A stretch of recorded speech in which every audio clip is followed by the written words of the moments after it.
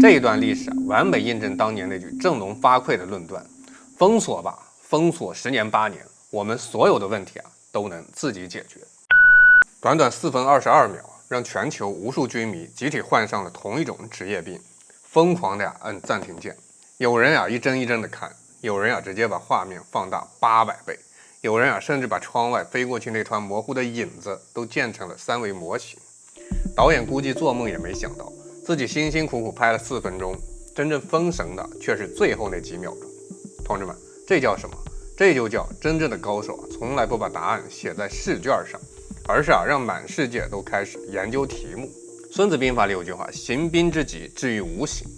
最高明的戰略，有時候不是告訴別人你有什麼，而是讓別人忍不住去猜你到底還有什麼。最近中國軍號發布了一部關於運20家族的宣傳片，神兵天降，使命必達。乍一看好像就是展示運輸機、空中加油、遠程投送這些常規項目，可真正讓互聯網沸騰的却是一段看似隨意的对話。副駕駛問：今天給誰加油？機長回答：先給六爺，再給小六。短短幾個字就像在平靜的湖面丟下一塊巨石。什麼叫六爺？熟悉航空的人都知道，這是大家對轟6系列轟炸機的昵稱。可這小六又是誰？宣傳片沒有任何解釋，鏡頭也沒有停留，只是窗外一架用無垂尾布局、外形極具未來感的飛行器一閃而過。就是這一閃，讓全世界開始了閱讀理解模式。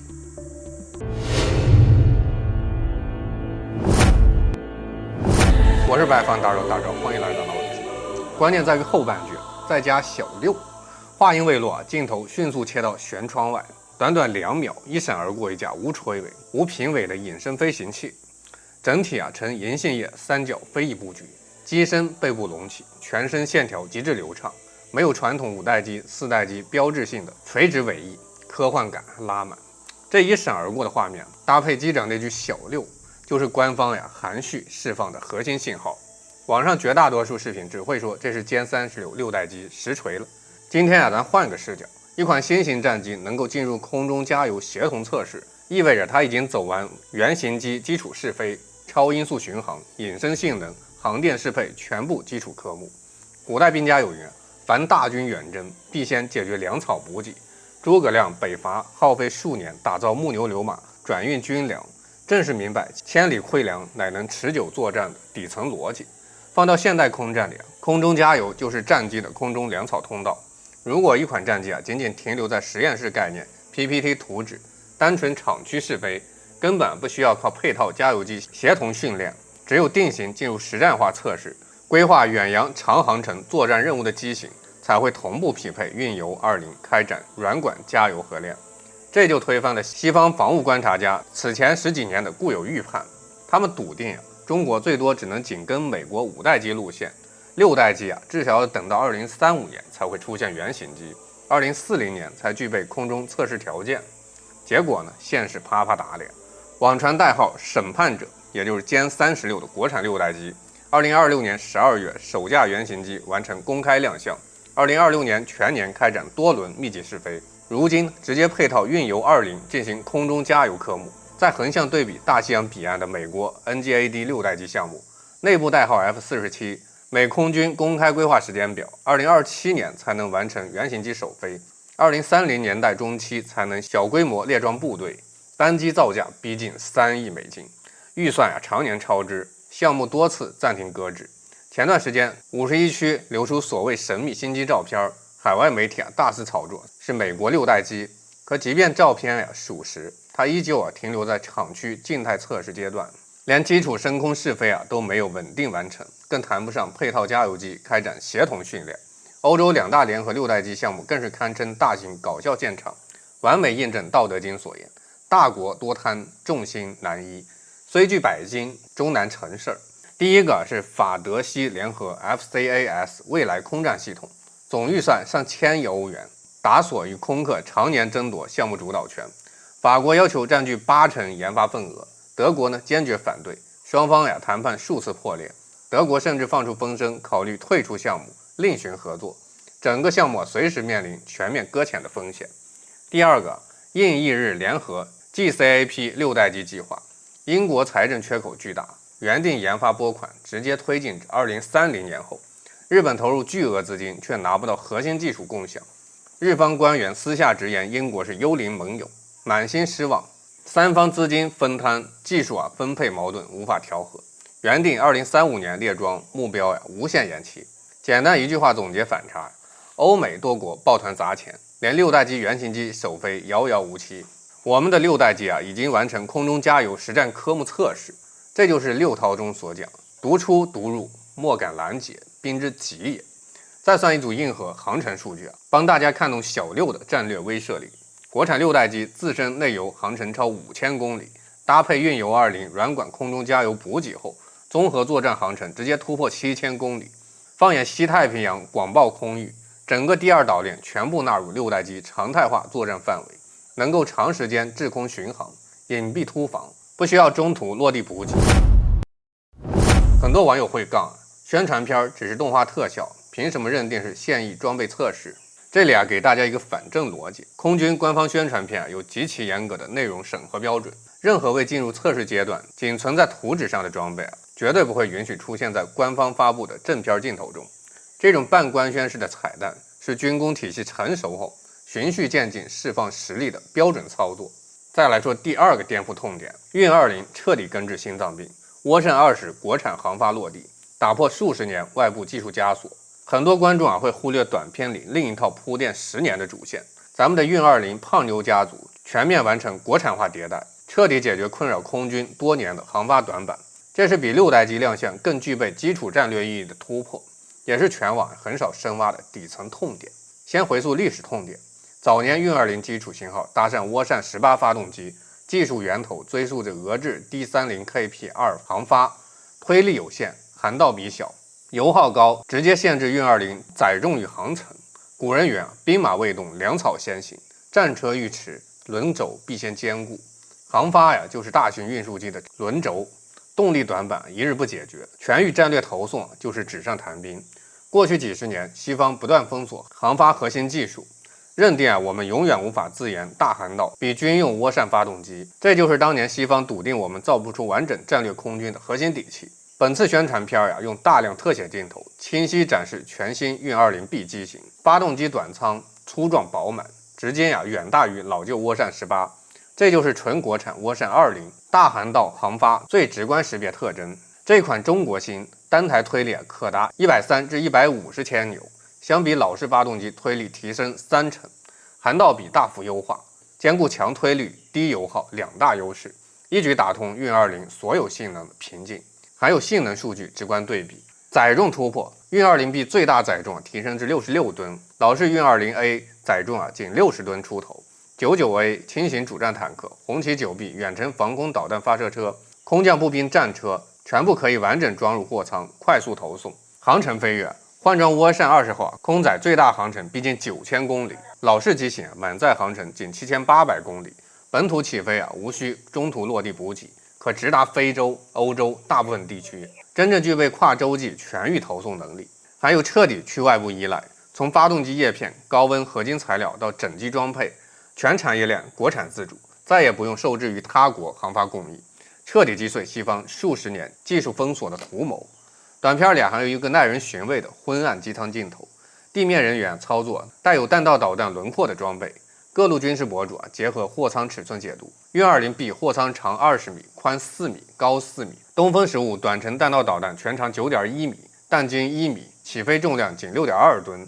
裝入貨艙後仍有大量剩余空間。理論上完全具備空運彈道導彈的硬件條件。孫子兵法說：“千里奔襲，分兵機動，出其不意。”過去火箭軍導彈旅跨戰區機動，只能依靠鐵路重載列車、重型公路運輸車，機動耗時以天計算，部署節奏完全暴露。如今依靠運20B遠程空運，短短數小時就能將整套東風威懾裝備投射到數千公里外的預設陣地，戰略打擊力量部署靈活性，實現質的飛躍。所謂東風快遞不再局限固定陣地的發射，真正做到全域快速抵達，想投送哪裡就投送哪裡。這就是實打實的非對稱戰略威懾，完美契合兵家不戰而屈人之兵的最高境界。再看第3重隱藏王炸，空警3000大型預警機呼之欲出，補齊空戰指揮體系最後一塊短板。針對空警3000大招專門出過視頻，大家感興趣可以一步去溫習一下。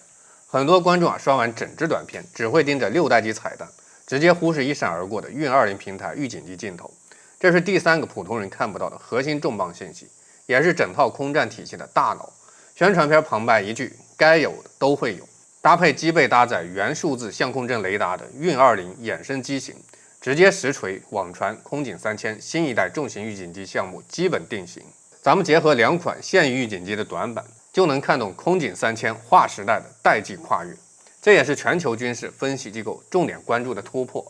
第一，空警2000大型預警機依托进口1276運輸機改裝，整機平台數量稀少，維護保養依賴國外零部件，產量受限，出勤率常年達不到預期，平台命脈掌握在他人手中。第二，空警500中型預警機平台為運9中型運輸機，機身尺寸、載油量有限，滯空時間短，航程不足，遠洋長時間空中指揮存在天然短板。而空警3000完美解決2款預警機所有痛點，全部基於換裝涡扇20的運20B 國產平台打造，4大核心優勢碾壓前代機型，平台完全自主量產，不受任何外部限制，可大批量生產列裝，機身空間充足，搭載全新氮化鎵數字陣列雙面雷達，一套負責遠距離全域探測，一套專門針對隱身戰機優化，對6代機、5代機隱身機超視距捕捉能力大幅提升，探測距離突破上千公里，搭載4台渦扇20航發，飛行高度更高，飛行速度更快，空載航程接近9000公里，單次升空滞空時間大幅延長，機艙內部可容納更多指揮操作席位，全域海空態勢感知，多機型協同調度，遠程火力引導能力全面提升，相當於整個空中作戰體系的超級指揮中樞。美媒軍事觀察雜誌專門開文分析，空警3000一旦批量服役，會直接重塑西太平洋空中指揮格局。搭配6代隱身戰機、運油20空中加油機、運20戰略運輸機，形成一套完整閉環的攻防體系。空警3000天眼全域監控，小6代機尖刀隱蔽突防，運油20全程續航補給，運20B 全域投送地面重型裝備，攻守兼備，遠近兼顧。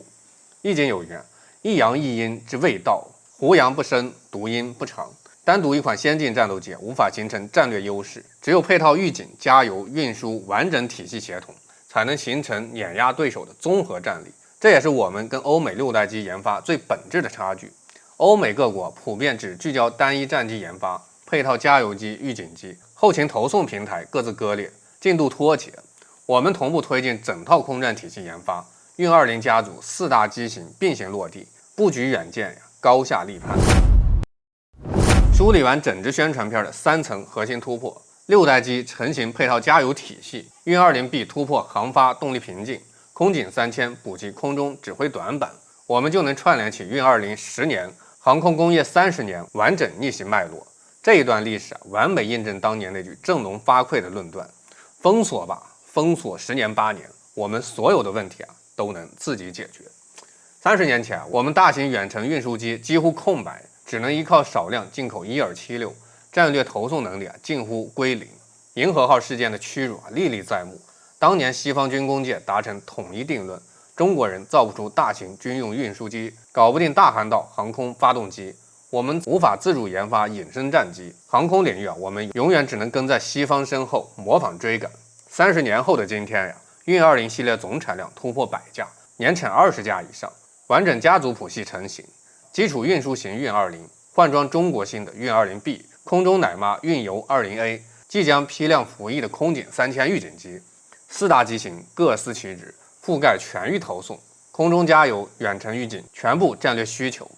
10年間，運20繞台巡航，遠赴塞爾維亞運送防空裝備，飛越高原戈壁，伴隨81飛行表演隊奔赴沙特國際航展，全程補給，走遍全球各地，既是大國實力的展示，也走出獨屬於我們的和平發展中國方案。反觀歐美各國，深陷聯合研發內耗，預算短缺，技術壁壘紛爭，6代機項目全線延期，矛盾重重，一步落後，步步被動。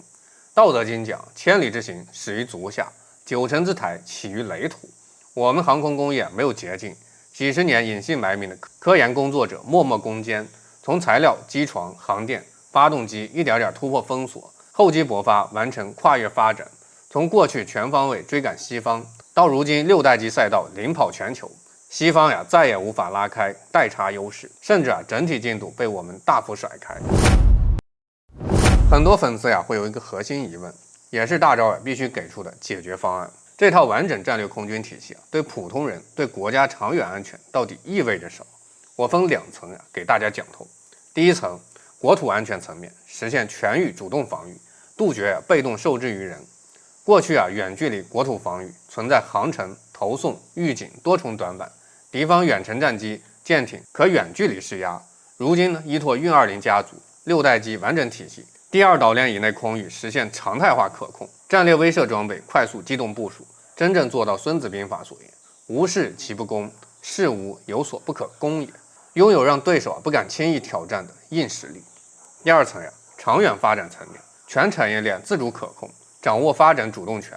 航發、大型運輸機、隱身戰機、預警雷達全部由國產自研，不再被外國技術卡脖子。無論外部局勢如何變化，封鎖手段如何升級，我們的空中裝備迭代、軍工產業發展不會停滯。工業體系完整度就是國家最核心的底氣。第3層全球和平層面，戰略投送能力等於和平救援能力。運20多次執行海外人道主義救援、救災物資運輸任務，強大的遠程投送能力不只是用於國防，同樣可以在全球災難危機時刻快速輸送救援力量，以大國運力承擔大國責任，以強大軍力守護和平，契合善戰者不武的東方兵家智慧。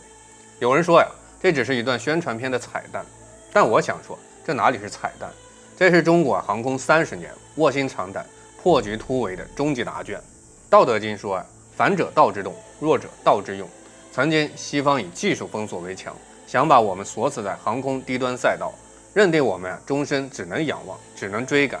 曾經我們缺大飛機，缺國產航發，缺遠程預警，缺空中補給，一寸短板，處處受制，步步被動。可華夏风骨從來都是越封鎖越突破，越打壓越強盛。30年磨一劍，我們從銀河號的隱忍蟄伏，到鯤鵬展翅縱橫四海，從依賴進口處處卡脖，到全產業鏈自主可控、體系化領跑。如今回頭再看這短短4分鐘的宣傳片，這哪裡是秀裝備？這是一次溫柔的頂級凡爾賽，是一場無聲的戰略宣告。別人還在湊錢畫 PPT， 內訌扯皮磨洋工，我們已經完成了從戰機試飛、空中補給、全域投送到遠程預警的全鏈條閉環。6代機出鞘，是刺破蒼穹的利刃；運20換新，是托舉國運的鯤鵬；空警3000問世，是守望海天的天眼；全域快速投送，是守護山河的底氣。我是不愛放大钊，点讚關注，下期再見。